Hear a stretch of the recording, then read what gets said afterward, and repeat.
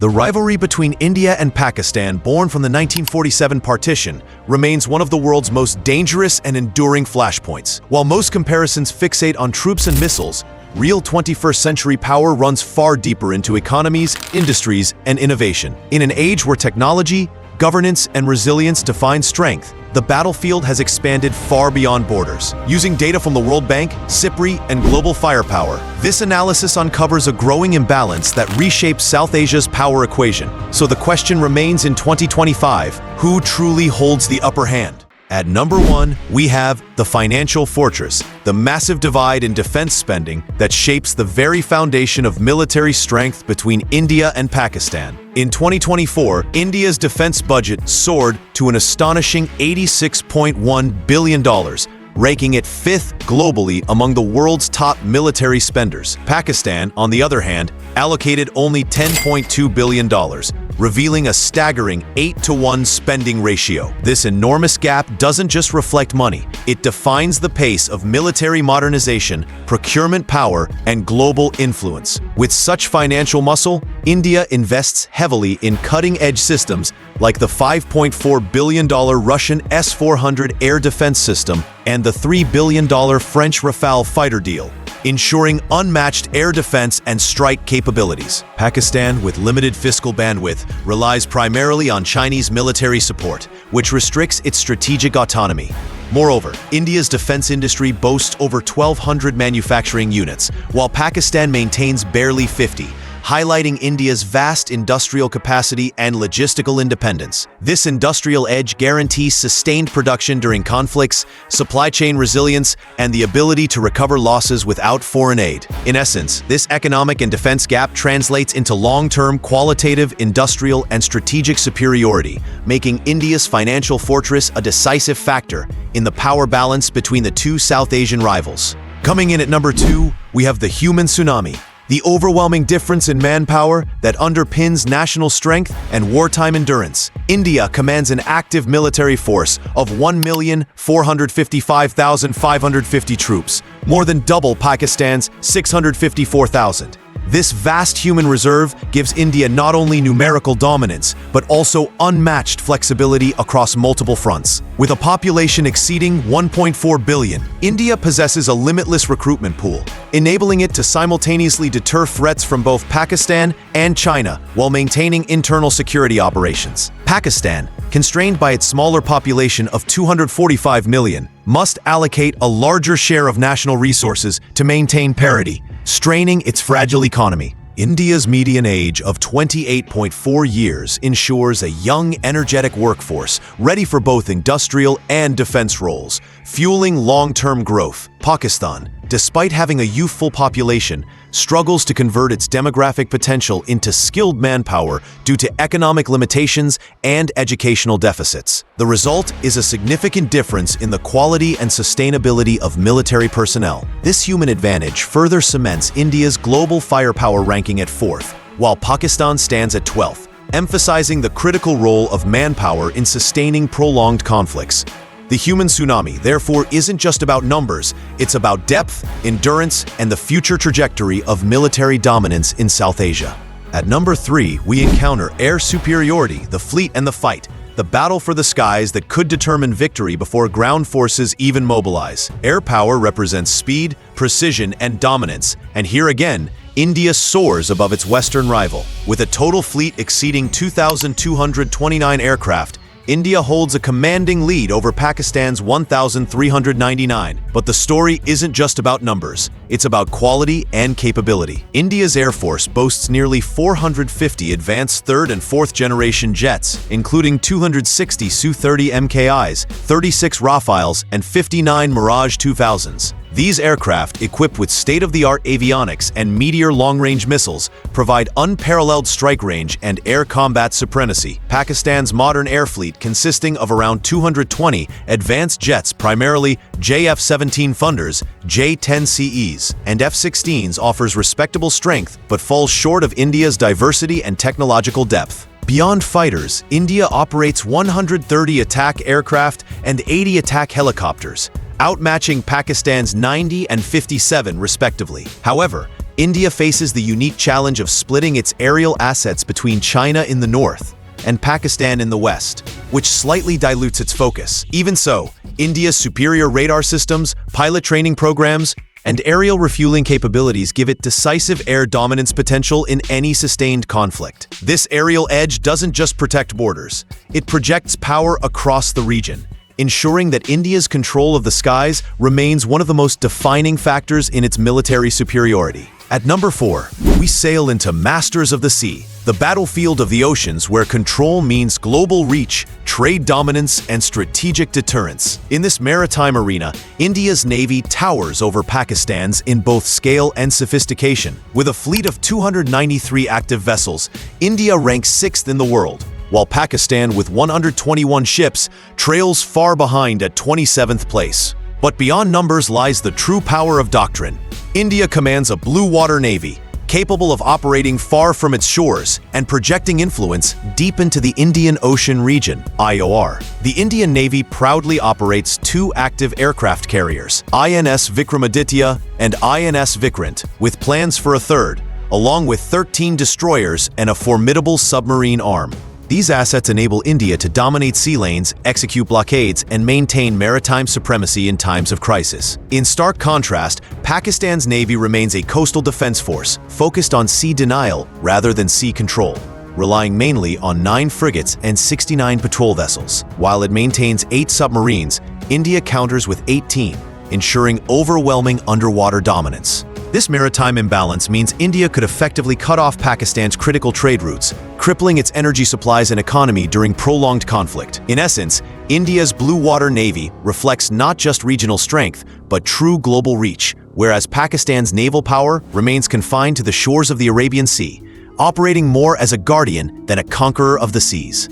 At number 5, we step into the most dangerous domain of all, the nuclear tripwire. Both India and Pakistan are nuclear-armed states, and their atomic arsenals form the foundation of South Asia's fragile peace through mutual assured destruction. However, a closer examination reveals India's clear edge in strategic deterrence and survivability. According to SIPRI 2025, India possesses around 180 nuclear warheads, slightly surpassing Pakistan's estimated 170. While this numerical gap appears small, the quality and delivery systems mark the real distinction. India has established a full nuclear triad, the capability to deliver nuclear strikes from land, air, and sea. Its Agni 5 missiles can reach over 5,000 kilometers, covering not only Pakistan, but much of Asia, while its INS Arahant-class submarines provide submarine-launched ballistic missiles, SLBMs, the ultimate insurance for a second strike capability. Pakistan's arsenal, centered around land-based missiles like Shaheen-3,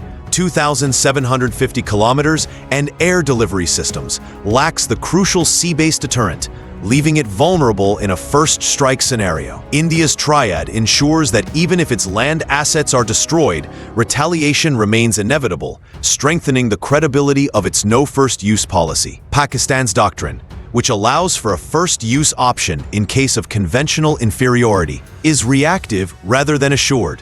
Thus, India's nuclear structure isn't just about warheads, it's about strategic survival, credible deterrence, and technological maturity, giving New Delhi a definitive upper hand in the nuclear chessboard of South Asia. At number 6, we turn to the heart of national power, the economic engine. Behind every great army lies an economy strong enough to sustain it.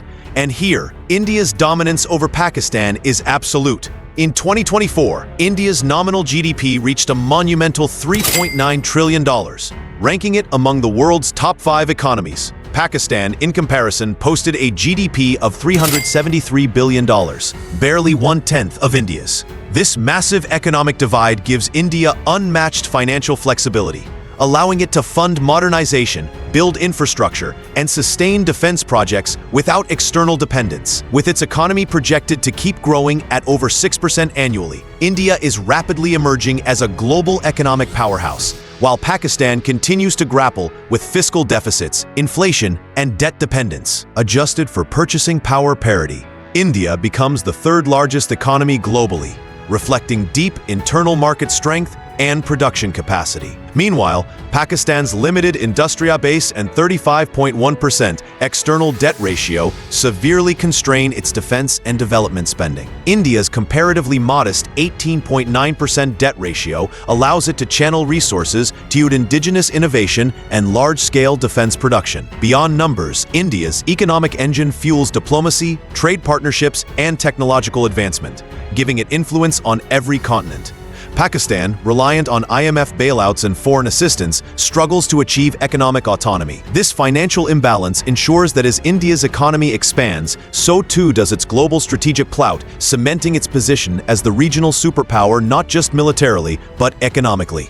At number 7, we turn to the lifeline of resilience, the silent strength that determines whether a nation can survive an economic siege or collapse under pressure. Foreign exchange reserves are not just financial numbers. They are a nation's shield against crisis, ensuring the ability to import vital resources, stabilize the currency, and sustain the economy in wartime. Here, the contrast between India and Pakistan is nothing short of monumental. As of 2024, India's reserves have soared beyond $688 billion, representing decades of consistent reforms, diversified exports, and macroeconomic stability. This massive reserve base allows India to maintain its currency stability, continue arms purchases, and pay for critical energy imports, even in times of prolonged global or regional conflict. In contrast, Pakistan's reserves barely exceed $15 billion, a figure that barely covers a few weeks of essential imports. The 46-fold difference exposes Pakistan's vulnerability to currency shocks and external sanctions. In the event of a conflict,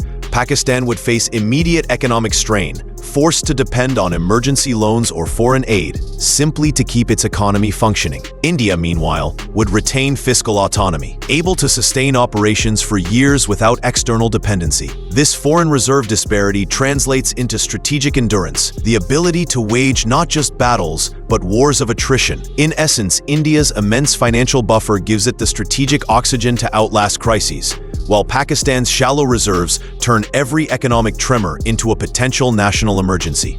At number 8, we examine strategic energy and industrial fortitude, the engine that keeps the machinery of war running when the world goes dark. Sustained military power depends not just on weapons, but on the energy that fuels them and the industries that replace what's lost. India's strategic oil reserve capacity, enough to sustain operations for 90 days, offers a vital buffer in any crisis scenario. In contrast, Pakistan's reserves last barely 15 days, leaving it perilously exposed to disruptions in supply chains. This energy shortfall becomes catastrophic when combined with India's naval superiority.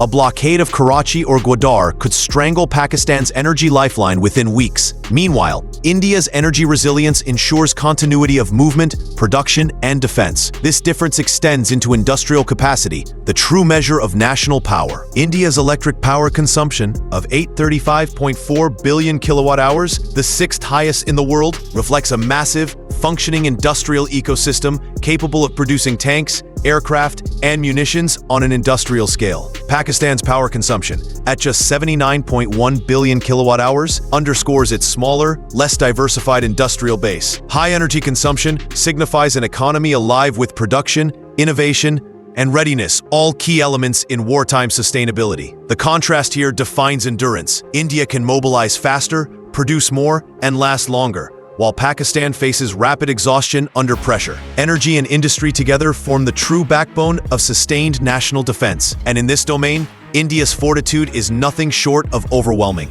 At number 9, we enter the future battlefield, the future war, technology, R&D, and space power. In the 21st century, victory belongs not only to those with armies, but to those who innovate faster, think smarter, and command the digital domain. India has embraced this reality with strategic intent, investing heavily in research and development, R&D, space technology, and cyber defense. India's R&D spending stands at 0.7% of GDP, compared to Pakistan's 0.2%. Reflecting a vast structural commitment to innovation. This difference is magnified in the space race. India's ISRO commands an impressive $1.5 billion annual budget, producing achievements like the Chandrayaan lunar missions and a successful Mars orbiter mission technological triumphs. that enhance both civilian and military capabilities through satellite reconnaissance, missile guidance, and secure communications. Pakistan's Suparco, operating on a mere $43 million,